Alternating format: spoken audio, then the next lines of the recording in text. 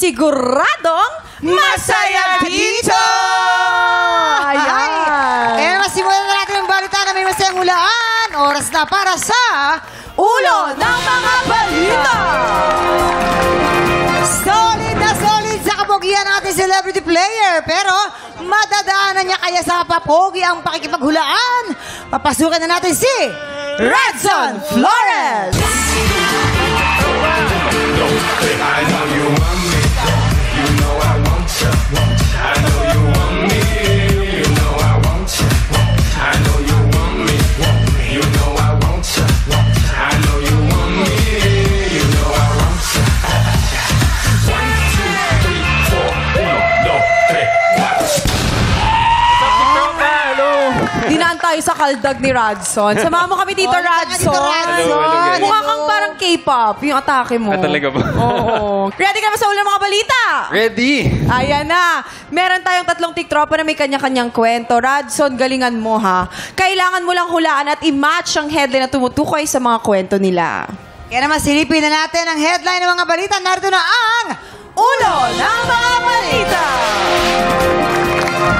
Headline number 1. Nangalakal ng bote pambili ng ice candy.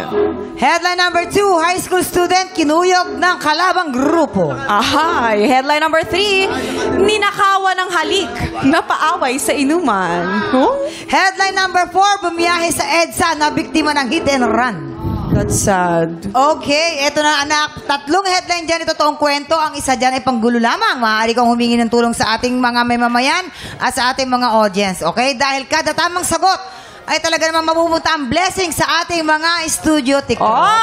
Ikaw ang may ano niya. No pressure yon, no pressure. Pero bibigyan ka namin agad ng clue tungkol ito sa TikTropang kinuyog ng kalabang grupo. Ipapakita namin sa'yo ngayon kung paano ito nangyari. Okay. Kaya naman ito na ang mga TikTropa na kailangan mong i-match. Umpisahan na natin. Makakasama mo sila sa Voice of Summer. Ang gwapo nito, ma. Oo, gwapong-gwapo. Yes. Salamat. Pinoy na Pinoy ang beauty. Oo, niyo, di ba? ibang hot. Simulan natin kay Royce Cabrera. Action! Pare, masamang tumingin tong nakabarong, ha? Huwag mo to. Warm up. Wow! Ang daming buto ah. Wow, dahil putok! May arthritis. Dahil putok! Hoy! May gout.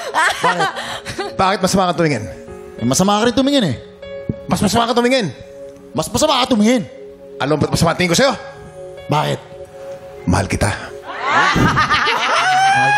Cut! At syempre, hindi rin magpapahuli si Rahil Beria. Action! Doon nakita mo yung sinapa ko doon? Let's pagka... Uy! Ito pare. Bakit tumitingin sa daan mo ah? Anong hindi tumitingin, bro?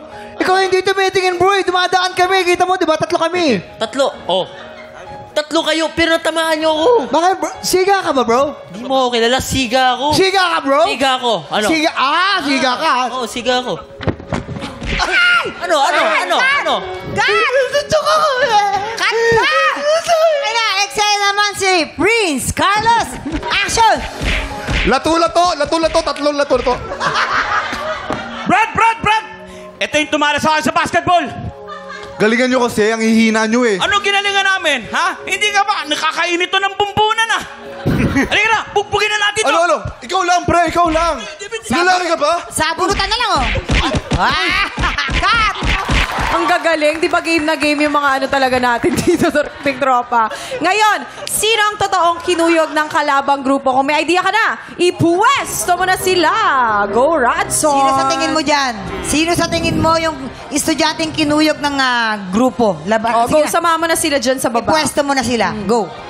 Ako si Prince. Ako, tingin ko dyan si Rahel. Ako si Prince. Talaga? Si Prince?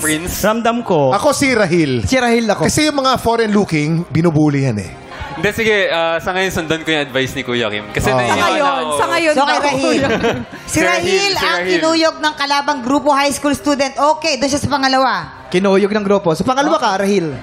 Pangalawa. Yan, dyan. Okay, how about si Royce? Ano Ninakawan to ng halik, tingin ko. Tama. Ay. Diretso na sa kasal niya, nakabarong na nga si Royce. Oh. Pinyagan pala. Pinyagan diretso na ako. Sorry. Si Royce Hindi, kasi ang kasi- gwapo, oh. Oh, ito si Royce din kasi, ano to eh, indie actor din kasi to si ano eh. Dito bro, ninakawan ng halik. Ayan. Si Prince. Hindi naman siya pwede mangalakal ng bote. Nangalakal to ng refrigerator. Pero Malamang. bote. Ako bumiyahe sa EDSA na biktima ng hit Ay, and run. kotse Pwede. laking Oo, kasi, mayaman. tignan mo. Konyotic yan eh. Kasi nagkakwento kami ni Prince kanina, sabi niya nagda-drive siya.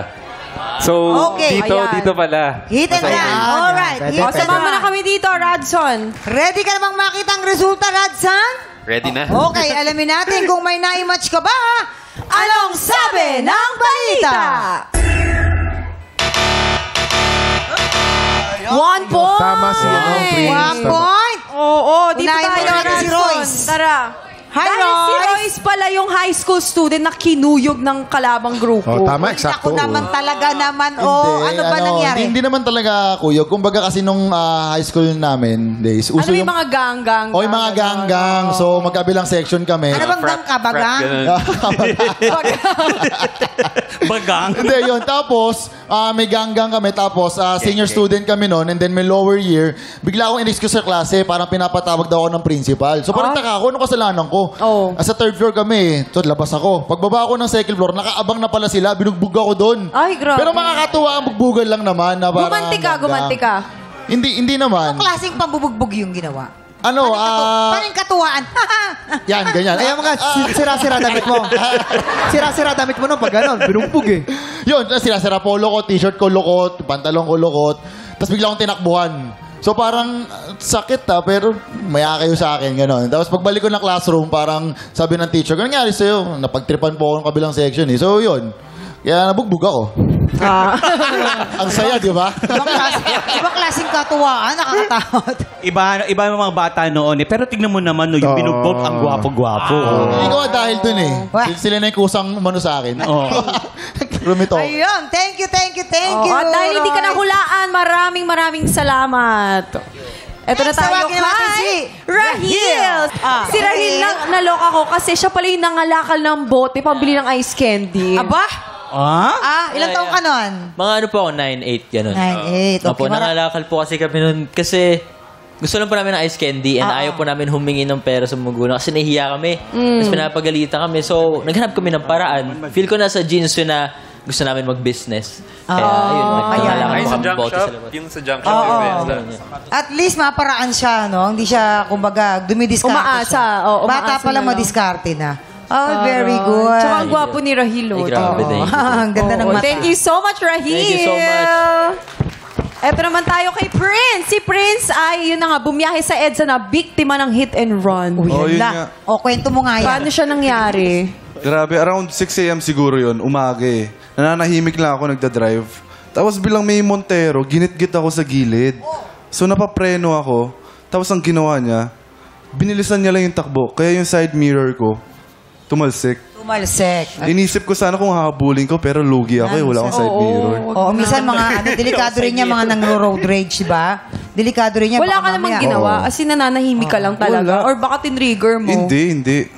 Good driver ako eh. Ay, good driver. Oo. May mga ganyan kasi nag-uumpisa ng gulo o titignan kung kakagat ka. Oo, ganun. At saka, Tama ginawa ingat mo. tayo mga tiktropa dahil maraming yun, may barel. Oo, Hindi mo alam ingat kung tayo. anong gagawin yan. Cool lang. Oo. Totoo. Hayaan nyo na lang sila doon. Kanya-kanyang bahala ka dyan! Yes, at dahil tama ang hula mo, may cash prize ang Pseudo Audience Tiktropa!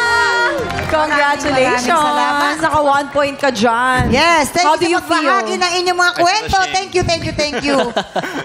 Kay Royce, kay Rahil, at kay Prince. Maraming salamat sa inyo. Oo, maraming Ayan. salamat din, Radson, sa pakikipaghulaan sa amin. Naka 1 point ka. Boys, samahan nyo kami dito sa baba. Baka meron kayong gustong i-shout out, mag-plug ng mga shows ninyo. Go, guys!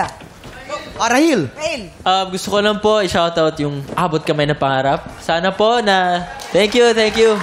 Sana po patuloy pa po yung suporta po ninyo. Yun lang po. Maraming salamat. Royce. Yun, syempre, magkakasama na tayo eh. Boys of Summer. Ayan, kakaano lang. Yun, mga kapuso, abangan nyo po ako soon sa Prinsesa ng City Jail. I'll be playing Justin Lozano. And sabay-sabay po tayo mag-vault in kasi mag-airfoil ang Vaultes 5 Legacy this May 6. Yan, kita-kits mga kapuso. Yes, and ako naman po, syempre, abangan niyo po ako sa Mommy Dearest. Malapit na po yan. And kasama ko dyan si Shane Sava. So, yan po. Alright, time check. Oras na para kilalanin ng mga Pilipinong may boses at puso ng kampiyon dito sa TikTok Live!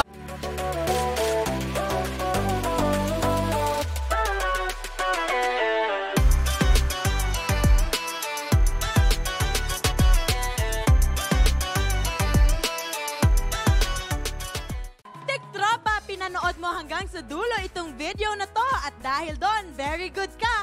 For more happy time, watch more TikTok Lock videos on our official social media pages and subscribe to GMA Network official YouTube channel.